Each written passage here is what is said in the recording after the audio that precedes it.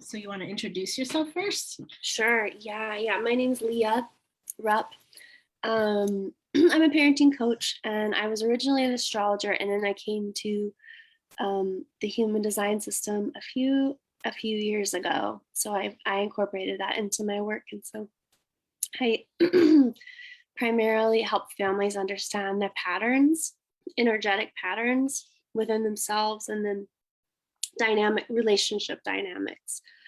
And so that's kind of what human design supports us to see. And so, like Tanya said, in relation to self-care, it's really, really a helpful system in understanding who we even are, because it's like the world tells us so many things that we are. And then particularly when we become mothers, the world kind of has a script, multiple scripts for who we should be, how we should be. And then it also has scripts for our children, how our kiddos need to turn out, how their behavior needs to be looking. And human design is a system that can strip all that back and help us to see kind of what's underneath all of that. Yeah. Does that kind of speak to what you were saying, Tanya? Yeah, that sounds good. I was just making sure this was going before. Okay. Yeah. I'm just really excited about that, because a lot of what I've done before kids and now during motherhood is like, who am I, right? Like, yes. Who am I really without the outside influence? And now really diving into my childhood more, like, oh, now I get some of this stuff about myself, right? Yes, now it makes so much sense. Mm-hmm. Yeah, and that's what I really love to do, is like use the charts as clues. And you'll see when I pull up your chart here that there's clues as to where we have been conditioned by the world and where we've gotten a little off track from ourselves, just based on who we are. We all have vulnerabilities. And so, that's kind of built into the work. Yeah. And I guess why don't you say your website at the beginning, just in case someone doesn't make it all the way to the end? Sure. Yeah, I have a website. I have a website. It's leahrupp.com. I'm mostly on Instagram under Leah Ray, Rupp, Leah, Leah, Ray, Ray, Rupp, Rupp. That's where Instagram feels like a fun home. So that's where I hang out. Yeah, so people can just DM you if they're interested. DM me or find me on Facebook and message me there. Yep. Okay. Awesome. Okay. Should I get started on just like bringing up the chart and getting going on that? Yeah. Is that how you do a session? You talk about, so the chart's my astrology chart, right? Kind of. So it's a different chart. I'll show you what it is. It's called a body graph. And, but I wasn't sure if you had other things you wanted to say to the group. No, that's fine. You can take over. Okay, perfect. I will do that. Okay. I'm going to share my screen here and bring this up. Oops, that didn't show it, did it? Here we go. Okay. So I'm going to first start off by reading the little description that I sent you about what human design is, which human design is a system for understanding more of who you are. It supports us to understand our unique way of being in the world. It's especially helpful in understanding our decision-making process, which we've sometimes called intuition. Typically in the world, human design can support you to actually know there are actually lots of different ways that humans are designed to make decisions, and we're all a little bit unique in that. And so sometimes the blanket follow your intuition can be a little bit overwhelming, because it's like, how do I know where that voice is coming from? Is it coming from me, or is it coming from my dad 20 years ago? And so it supports that. How to live life from your own authority and the energetics of our relationship with others. So it's about who we are as a differentiated and unique human. Yes, Pearl, do you have a question? A charger? Here, do you want to use my battery pack? Here you go. Okay. So that's what human design is, and it's a synthesis of several different systems, and astrology is included in it. So you can see your astrology, your planets are over here. And then this, and in a few other systems, it uses a modified version of a chakra system. Only there's 9 energetic centers or chakras involved in the human design body graph. So this Is is it that right kind of here. what is that what the image is? It's like the Yep. chakras down the center here? Yep, Okay. exactly. So this is the body graph, and I just want to give you a minute to look at it visually before we get into information and just kind of see, is there anything that you noticed right off the bat when you take a look at it? At my chart? At this picture part specifically. Yeah, like what, do you have any impressions? Well, it looks like there's a lot of things happening. Is that the throat or the heart area? Yeah, exactly. And then also down lower. It just seems like there's more points or numbers going on Down here. Yeah, exactly. So you can visually, before even knowing anything about it, you can kind of see the flow of energy in the body, right? You can see wherever there's colors, wherever there's, we call it definition. That's energy that's talking to each other. It's like an energetic pathway. It's like a highway system. So yeah, you're absolutely right. You've got this here from the throat, and then this is called the G center. And then over here, the emotional solar plexus to the throat, and then the emotional solar plexus to the root. And in this session, I just kind of want to give you a basic understanding of some really basic concepts, and I want to tie it into your themes.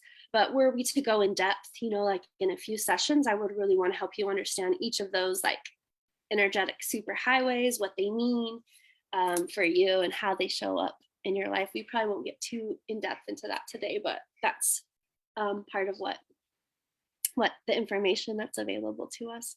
Okay, yeah, because I'm like, I want to know more about that. So you don't have to understand it, right off the bat. And one thing that's super important with this work is, to me, that we have an embodied sense of who we are. And so the head knowledge is just to kind of support us in a deeper understanding of who we are on a body level. It's not a mental system, even though there's a lot of things that we can learn and see. So yep, we'll keep it simple. I was really excited to do your chart because of your basic aura type. So the aura is the electromagnetic field that each human emits around them.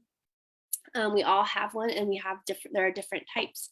And yours is a somewhat rare type, which is called a manifestor aura. And I don't see it too often, just because it's a little bit less of the population are manifestors than other types. So I was super excited about it. But a manifestor, I'll read the description here: the fire starter, people who are here to get something started for other people to join in on.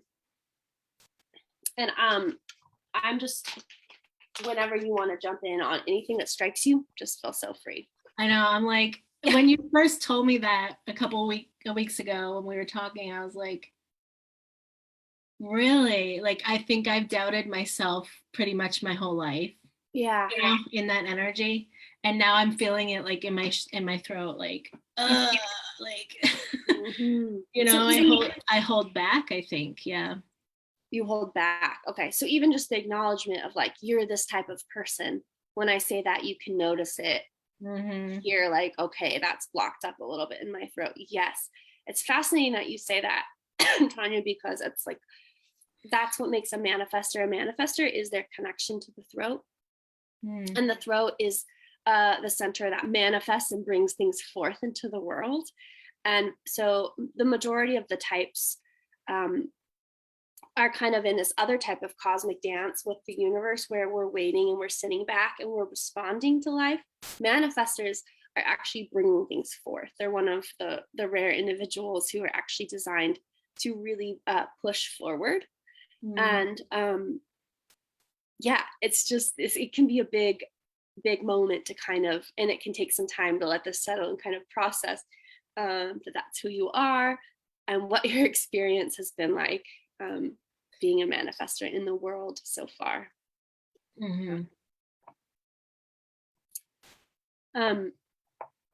Yeah, I have to say, Please do. there's been like, because I'm working on my childhood stuff, there was a huge amount of pushback in my family of that role, like Yeah. that, Yeah. who I was. And so there's just a lot of emotion there. And when both my parents passed away, it was all of a sudden like a new identity like was forming, and it was a pivotal like point in my life because you kind of define yourself around who your parents were and how they treated you. And anyway, there's just still this the dynamic between siblings that it's like I feel like a new person, but quickly brought back to like, no, don't talk, don't be Yes. your fire. Right. Yes, that familiar pattern can so easily, yeah. And that's what sometimes even just visually looking at a body graph can help us to understand why we're so susceptible to those patterns. So wherever you see color in the centers, that's where you have defined energy and it's fixed and it's constant for you. And wherever it's white is where you're open and you're taking in other people. So even just by visually looking at a picture of this, you can see that you take in a lot of energy from other people. Mm-hmm. And it's like where we take it in can become so loud that sometimes it's challenging for us to stay connected to the parts where we're defined, where we're ourselves. Yeah, so just what you're saying makes perfect sense, that especially as a manifestor child, parents tend to be extremely uncomfortable with manifestors. I think manifestor children, in my experience, suffer the most trying to be controlled. They're uncontrollable energetically, right? Manifestors are not controllable.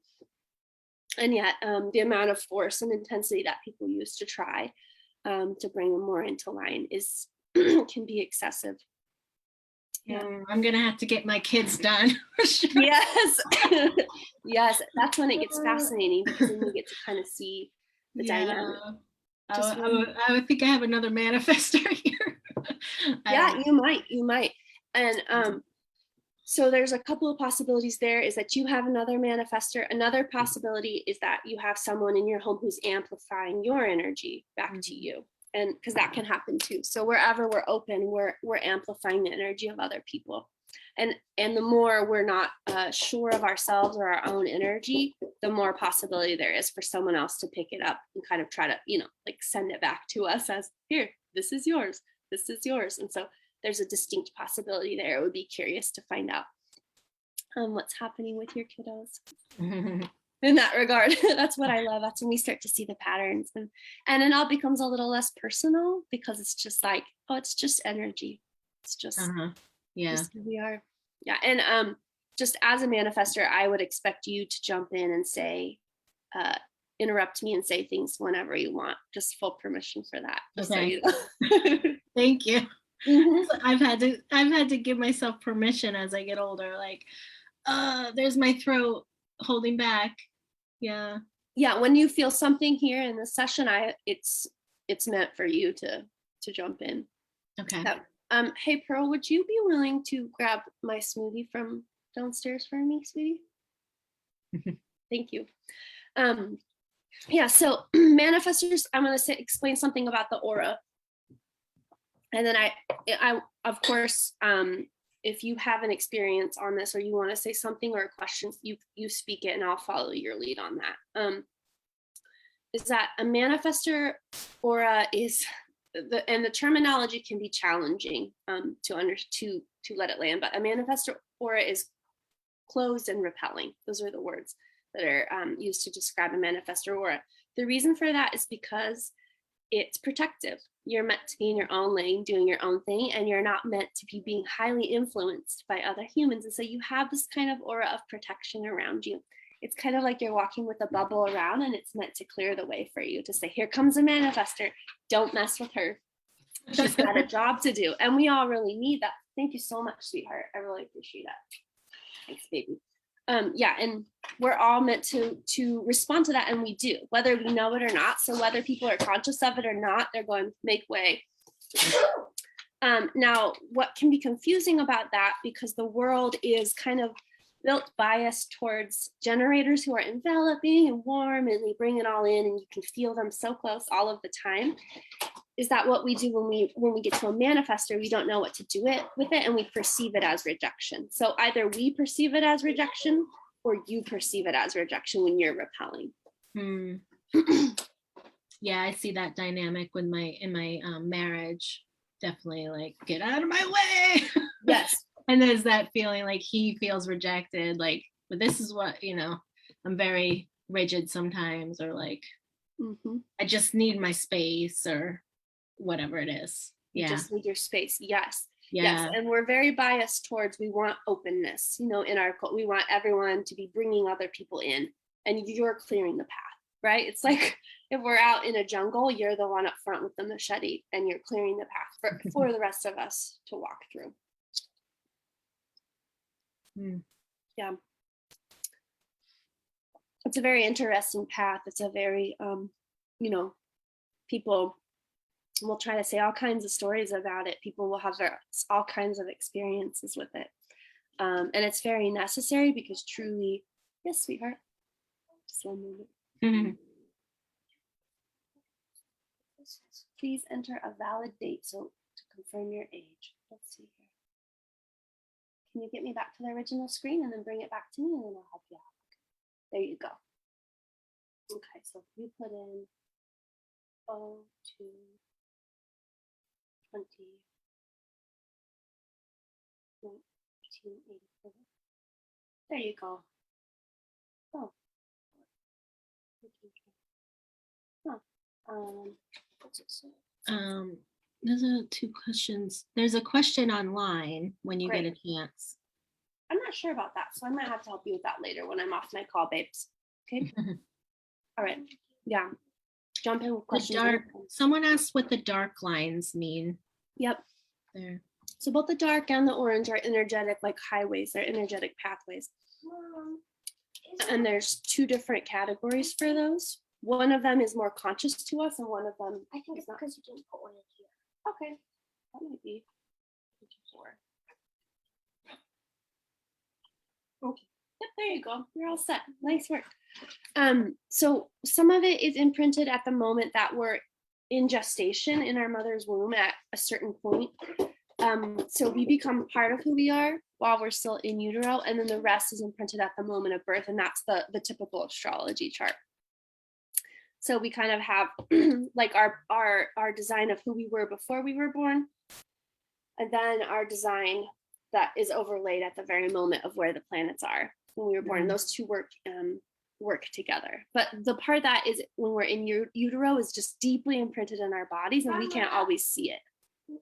Oh, that's awesome, sweetheart. It takes a little bit of more, like, sometimes we need other people to show it to us to know that part of it.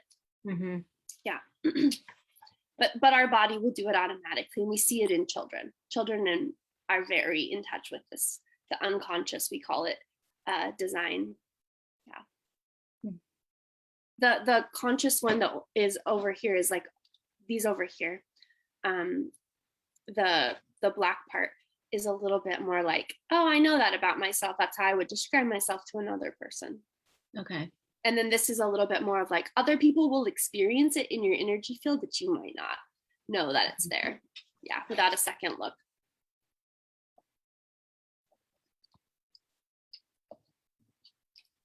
I can answer another question, or I can. I don't see any more. Great. No. Okay.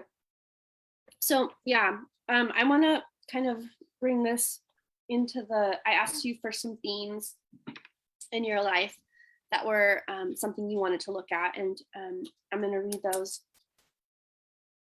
Burnout, giving too much of yourself for the sake of others, doubting my abilities for the sake of being humble. Yeah, that's really profound. And then you said in parentheses, fear. And then something about the last one was hiding your vulnerability and emotions since childhood. Yeah. So those are big ones, and they make so much sense in this context. I want to dive right into the emotions one, because it has to do with your subtype. So your aura type is a manifestor, and then we all have our own what's called authority, which is in our bodies, we have a way of decision making that is right for us. It's how we filter the world, and it's how we know how to make decisions as our true selves, not as other people would have us be, right? Mm-hmm. Your authority is an emotional authority. It's based in the solar plexus here, and the solar plexus is a fixed source of emotions. And when I say emotions, I mean a chemical wave that happens inside the body. It's a process. It's a mutative, influential process that happens within the body. It's not necessarily caused by anything, although we hook it to all kinds of things, but it's just an internal source of emotion. So you set the emotional tone in the environments that you're in. And that's really correct for you. It's who you're here to be, is an emotional being that has waves, and waves have highs and lows. You have two of them, two distinct waves, and they each have kind of a different flavor and frequency to them that we could study at a later point. But for you, because it's your authority, you gain clarity over time as you ride the waves of your emotions. So your emotional wave is like a pathway to you for wisdom. That makes a lot of sense. That's because like I just wrote a blog about this actually. Like I can make really quick decisions most of the time. Like I just know. Yes. But then when there's an emotional aspect to it, I feel like I go back and forth. I have to like really think about it for days. Is this a now decision, or is it, I think I wrote this in my message with you. Is this something I'm supposed to decide now or later? Like, did I get a later, intuition kind of thing? Beautiful. That's a beautiful example of waiting on your emotional authority, of like, that.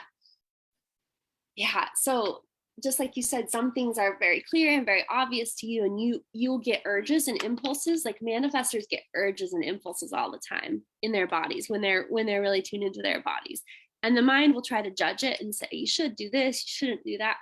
But truly, like, your body knows what it wants to do, and it just needs to do it. However, with you, there's like this caveat of, if there's emotional content around it in any way, then it's really correct for your body for you to wait. And just like you described, you take the time and you're riding the wave. And while you're riding the wave, you're going to have a high and a low, and then you're going to come back to feeling neutral. And the high is like, this is amazing, this will change my life, this is it, this is the thing. And then the low is like, oh no, this is this is crap, nothing's right, this won't work. And then the truth is somewhere on the other side of both of those. So it's not jumping ship in making decisions when you're either at the high or at the low. Okay. It sounds like you've really discovered that just through your process. Yeah, and then I think I get mucked up when I deal with like I said, family things, especially. Yes. Like, well, and other people are highly uncomfortable. This is a deep place of conditioning for emotional beings like you are, that other people are highly uncomfortable with emotions. And your emotions will be felt by people in a room, and they'll be uncomfortable to others, and other people will try all kinds of things to try to fix or change or influence you out of that expression. Okay. I have a question. Yes. So you were talking about how some things were planned, lack of a better word, in gestation, and I see the design date is before she was born. How is that determined? Yeah, so it's there's a certain point in utero. Let me look that up for you. So you can see up here is her birth date, June 15th, 1981. And then her design date is March 17th, 1981. Let's see, what gestation is that? It's like, seems like the third trimester. Yeah, it is. You're absolutely right. It's the third trimester. I can't remember the exact day, but there is an approximate day when you're in utero that imprints. And looking back on my pregnancies, it's kind of fascinating to see that a more felt sense of that human was there. I'm curious if anyone else has that experience or not, but at a certain point you really start, third trimester about, you start to really get a sense of the being that you're working with. Yeah, I was like, I just knew the gender all of a sudden, even though I never found out, it's like, Me too. I Yeah. just feel like the gender is here. You I just don't knew, know. like they've arrived. Yeah. It's like on a spirit level, they're there prior to that, but the personality crystal, which is like the information literally from the universe about who this person is, it's like it lands in your being and you're like, and I believe also there's something about the prefrontal cortex being developed, around that time as well. Yeah. Okay. Good question. Yeah, excellent question. Thank you. I love questions. Yeah, is there anything, just if you want to say anything else about that emotional wave part, jump in, Tanya. Otherwise, we can move on to the next one. I guess the way, emotional solar plexus.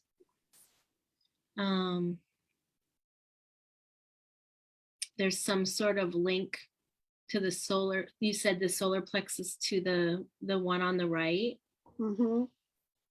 To the throat. Yeah. Mm-hmm. Okay. Yep. So you have solar plexus to the throat and solar plexus to the root. You have both. Mm-hmm. So your emotional energy, as you process it, it mutates. It becomes pure energy for projects, and it's your life force energy in the world, right? Yeah. So really, you're feeling through your emotions, and this becomes problematic because it's like other people don't want us to feel our emotions. They don't want us to go through that process, but for you, it's so crucial. Yeah. That on the other side of the low, anytime you're in a low, you can know on the other side of this is renewed energy. It's then you'll bring something forth into the world. The depth of your emotional solar plexus is what you bring to the world. The experiences that you have as you're going through your highs and your lows, you're collecting data for all of us, and then you're starting new things. You're bringing a new piece over and over again. Yeah. Yeah, I used to judge that a lot. Like, I'm just starting things. I bet. Yeah. There's a really big narrative in our, culture about follow through and consistency and steady. And I'm going to tell you, there's 70% of the world can come through for you and follow through. Should I start? Yeah, exactly. But we need someone to blaze the trail. Like I said, truly, like we're in a jungle. You're in the front hacking things down. Everyone else can come through and make it nice and pretty and like clear it a little bit, but not everyone can. Less than 30%, less than 20% of people can hack us the trail through the jungle. And so we want you focused, and that's why your energy is built the way that it is so that you're clearing a path, and you're bringing us all along as you do it, like I'm here in your program and things like that. So yeah, it's really a gift when we can all relax and enjoy the role that we have in things. Yeah, I love that. Yeah. Again, jump in and interrupt me if you have something come up, but otherwise I'm gonna talk about the sake of being humble one. Yeah, if that's okay with you. Yeah. So each of the centers that are undefined, that means we're taking in energy from other people, and they each kind of have their own theme. So each of the centers has an energetic theme. And the ones that are open, we call them not self themes, just meaning we take on themes that are not ourselves, right? And they're not bad or wrong. They're just not us. And the themes for the open heart that you have here, you have a completely open heart and ego center. Is, am I trying to prove something? Am I trying to prove my worth? Am I trying to prove that I'm lovable and that I'm worthy in the world? And those who have an open heart center can be susceptible to pressure from the world to need to prove yourself, to need to prove you're right to be who you are in the world. So that's a really big one. You also have an open sacral. So that would be not quite knowing when enough is enough for you, not quite overcommitting to things that you don't truly have the energy for. taking on things that other people think you should have the energy for that you actually don't, trying to be more open and receptive and like enveloping of the world than you truly are. And then this one over here, the spleen, would be, am I holding on to things that aren't good for me? A tendency to not have always a clear sense in yourself of what's good and right for you, and for the other people superimpose onto you of like what's healthy for you and what you need, holding on to things longer than you need to, things like that. Yeah, really interesting. Yeah, so sometimes the need to be humble can come in there of like, especially particularly in the heart center, and you just have like purely open, you can see how like it's like all the energy has cleared away. So you have this beautiful open heart, which is your gift to the world, that you're taking in the world through this beautiful open heart, and you're gonna like, an open heart is going to become and is becoming a wise heart in the world. Like it's so valuable, and it's also a vulnerable heart, vulnerable to needing to prove yourself to other people, and always kind of wondering, having this underlying sense of, am I enough the way that I am, or do I need to be something else? And then also it's kind of like that, who do you think you are? Like you can't be this great, you can't be this powerful, you can't be in charge like you want to be, like, because who do you think you are? Yeah, I think that's the message I got growing up. Who do you think you are? Yeah, makes sense. People experience that manifestor energy and they're like, what? You didn't earn this, you need to prove that. Yeah. And ever since college, I really have been thinking about the heart chakra like a tattoo. I never got one. Yeah, It just stuck with me this whole time. Like, I really want that on my back. That's so cool. I love that for you. I think that eventually it will end up there. It'll happen. You'll know when the time is right. You'll do it. You'll just do it. You do have a really solid sense of yourself. Like the G center is love and direction. It's kind of like your compass. It's like it's just like, boom, this is my path. And when you're in your body, when you're connected to yourself, you know who you are.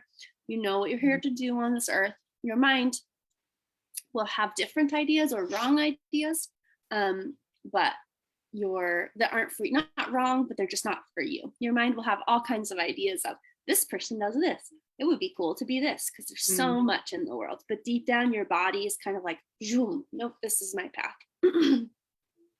Yeah.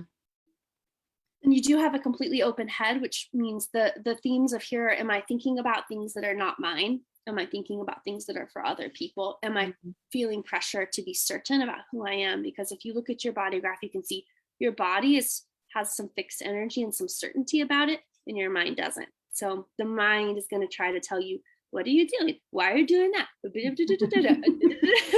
And the body is just kind of like, I don't know, but it does know. It's just going. But it for you to have to explain yourself to others could be nearly impossible. Oh yeah, I hate that.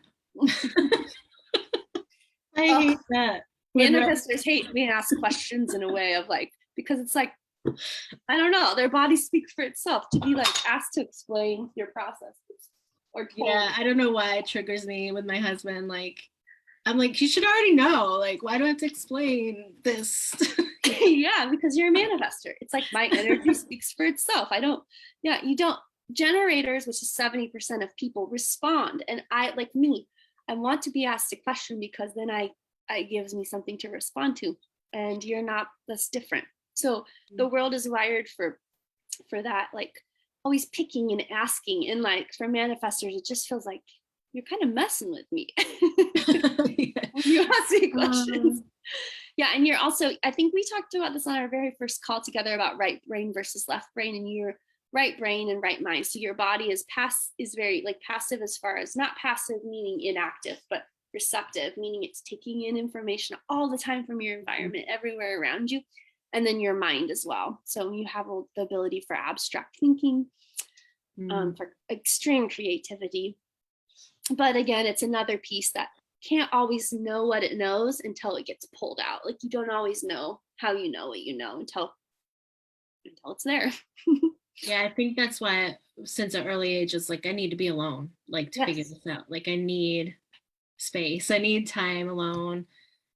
And I always thought I was introverted because of that, but then I'm like, oh, I don't know. I like people. It's like, you define yourself based Yeah. on those labels. But Labels, absolutely. Yep. And yeah. it's all true at different times. It's like you want to be around the people that are right for you, that are supporting your process.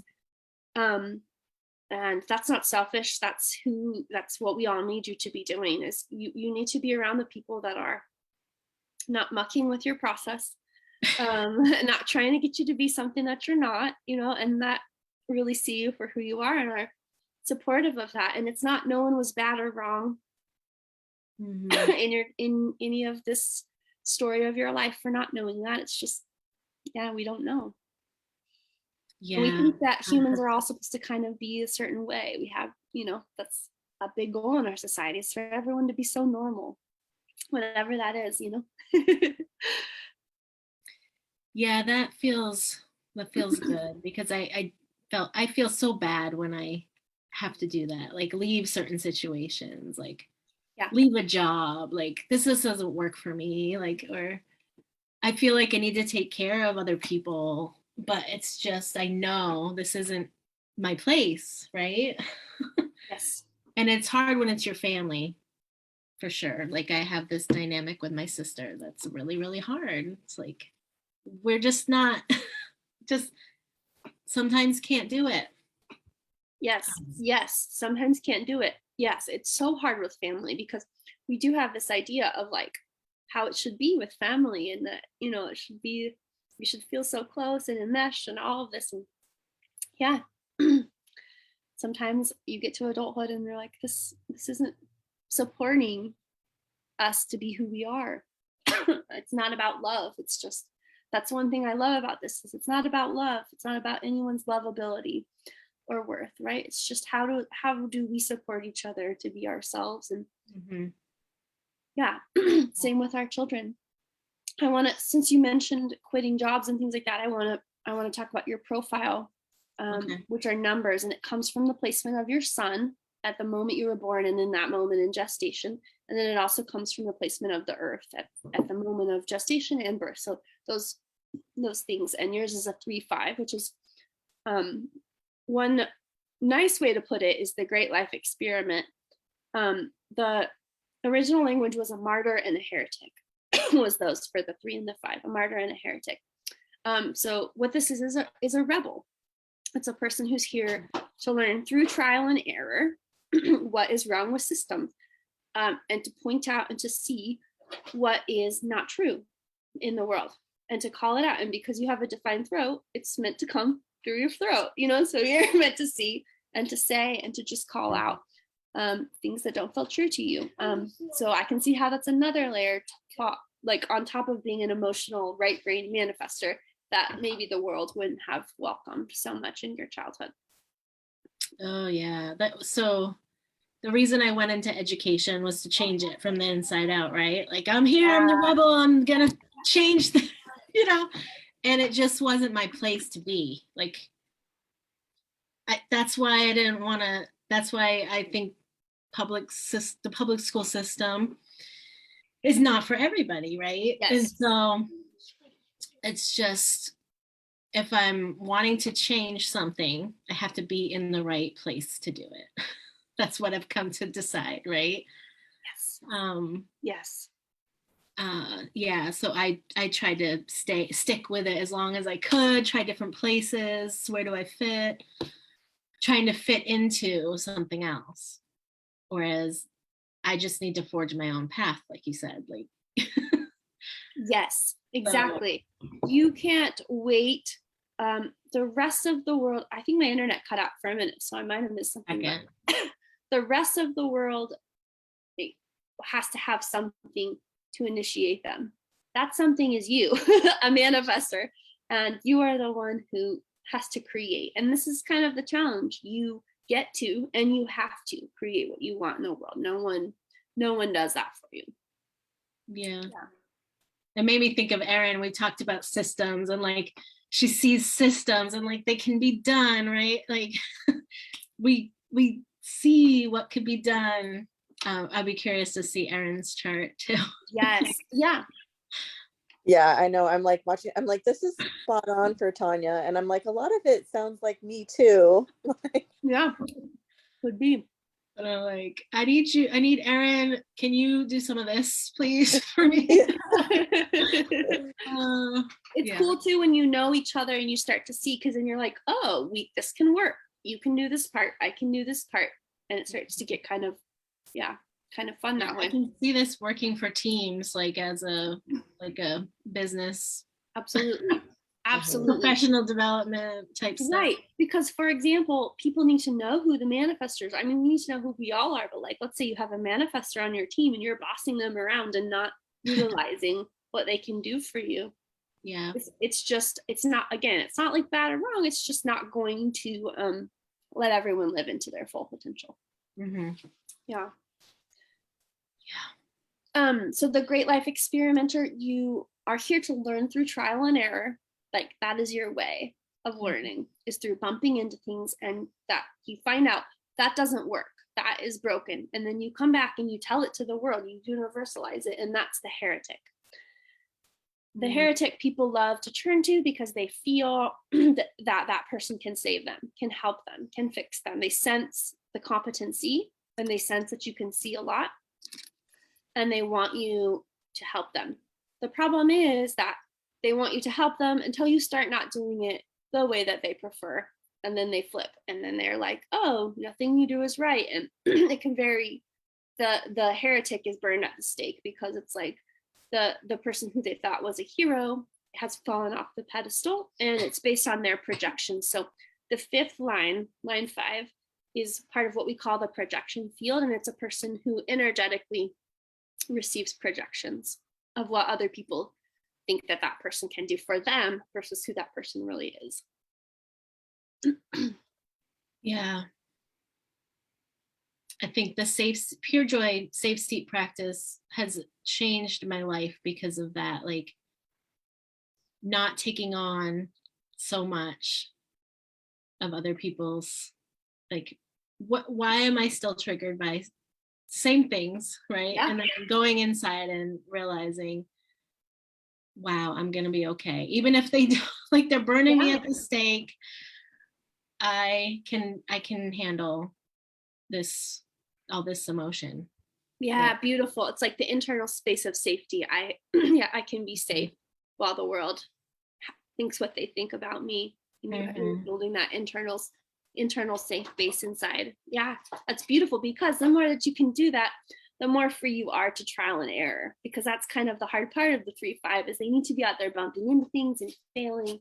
It's very challenging with other people having all kinds of stories and opinions about that. And I mean, it's not easy. It's a lot of emotion, right? When the safe seat practice you've been through with Leslie, yes. How transformative it is. Yes, absolutely. Yep. And especially, I mean, that's where I tie in. When I work with people long term, I tie in these practices, because how do we sort through what's ours and what's other people's? It's through a practice like the safe seat. So the not self questions are very supportive in the safe seat. Am I trying to prove something? And am I taking on something that isn't mine? Am I taking on another person's opinion of me? So some of this, is that my voice, or is that my sister's voice, or whatever? Yes. Or even in our bodies, safe seating in our bodies, like you said, is there tension in my throat because I'm not expressing an energy that's there? Yeah, all of that. Yeah, I have lots of sacral issues, for sure. Do you? Okay. Yeah. It started in my first pregnancy. Lots of instability started there. I get a lot of lower back pain. Yeah. Okay. So I know when I'm off, I need to start taking care of myself. I need to not give as much. So body sensations have really been something I've been in tune with. Amazing.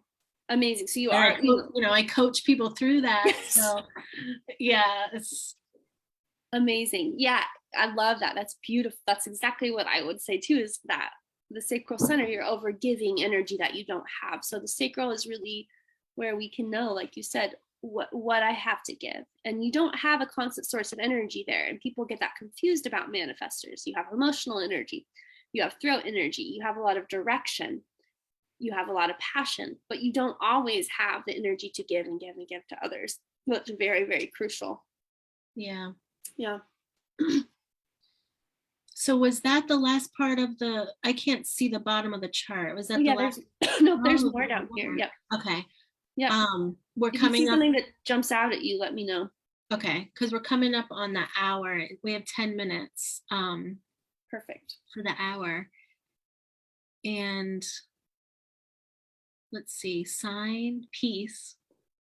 Yeah. Oh, we should talk about that. That's super important. Okay, thank you. Sign that you're living kind of in alignment. So each aura type has its own signature emotion, or it's not really, I wouldn't say emotion, state. I would call it, that gives you kind of a clue of, am I living as myself? And that state is peace. Now, this is not to mean that we need to be feeling a state of peace all the time. Not at all. Or that we need to try to get ourselves into more peace. No, it's not something that we manipulate. It's a natural byproduct. It's just how you know, oh, I feel a lot of peace. Like, let's say you initiate something and you ride all your emotional waves around it, and you kind of get to the other side of that and you feel a sense of peace. It's how you know that you've done your work. And now, like, the strategy for manifestors, because of who they are, is that they need to inform other people. So this is just like energetic and mechanical, is that anyone who's going to be impacted by you, that you communicate with them so that they're clearing the path for you energetically, or they're making way for you to come through. It's super important for manifestors because the impact is greater than you realize on other humans when you're starting things. And so if you just come in, like, then you're going to get all of this resistance. And it's not bad or wrong. It's not that you've done something wrong. It's just that people are going to start fighting you. And then it like mucks up your process, right? And then you'll have more emotions to process, and then on and on. So the strategy of simply informing, which is that you don't ask permission as an adult manifestor, you just let people know, hey, I'm going to be doing this, and how does that impact you? And then pure joy comes into that as well, where you can say, how is that for you? You know, that I'm going to be doing XYZ. Mm-hmm. If you want to know.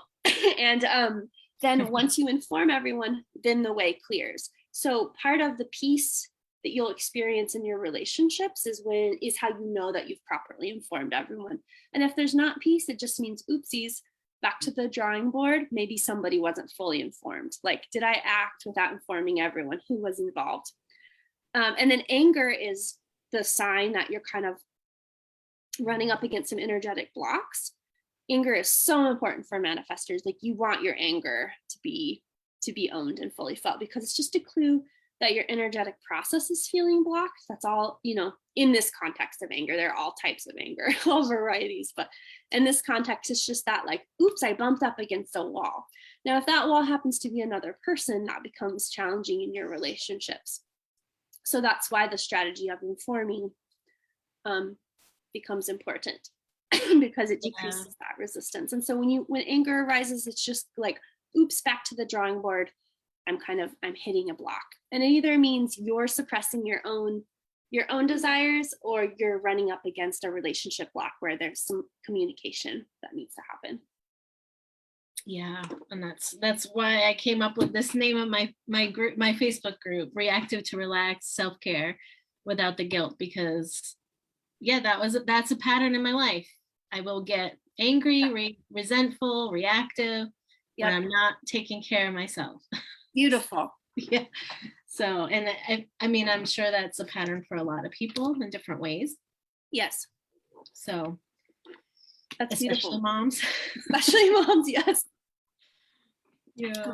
I love that for you. That's so beautiful, because it's like, yes, when you're not taking care of yourself, and part of taking care of yourself is really owning what you're going to be doing, and letting people in on it so that they can support you.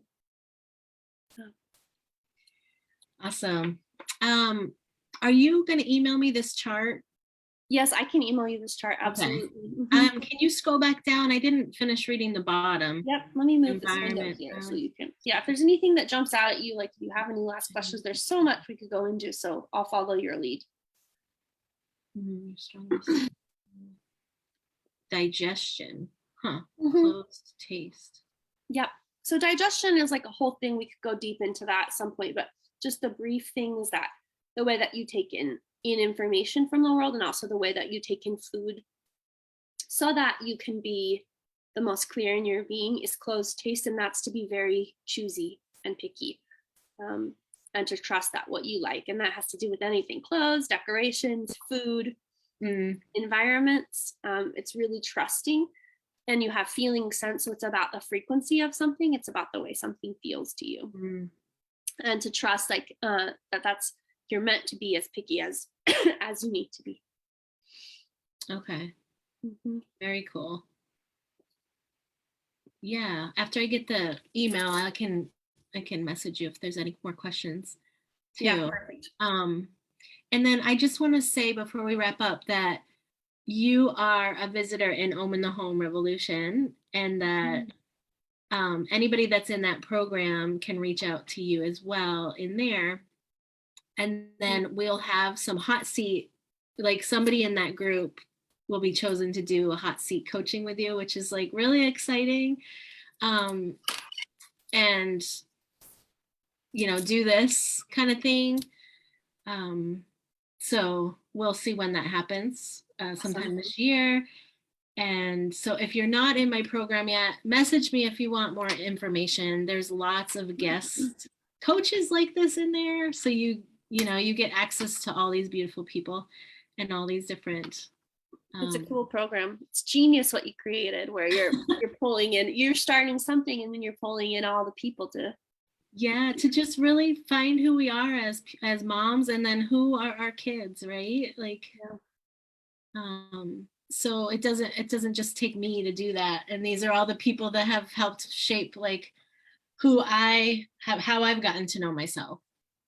So, yeah. Leah, can you share your Instagram again? Yeah, I sure can. It's Leah, Leah, Ray, Ray, Rupp, Rupp. I wonder if I can put it in the chat. Maybe I can do that too. So it's at Leah Ray Rupp. That's really the only place I have content right now. I mean, I'll put my website here too, but it's kind of outdated. And then here's my email. And I can put it all into the video description too. Awesome. Yeah, say hi. I love getting messages. You can ask me any questions. I love questions. Is there any other questions? I don't think there's any online. Cool. I'll hang around and check the Facebook group in case there's any. Yeah, and then questions. Yeah, people can find you. Awesome. Thanks so much. Yeah, thank you. That was brave to do it. Yeah, do your reading in front of people. It was really fun. I know, I could feel some emotion rising up, like, yes. Oh my gosh, yes. Did I just do this? Yes. You get to go have your safe time. Okay, thank you so much. Thanks, Leah. See you soon. Bye. Bye, Erin. Bye.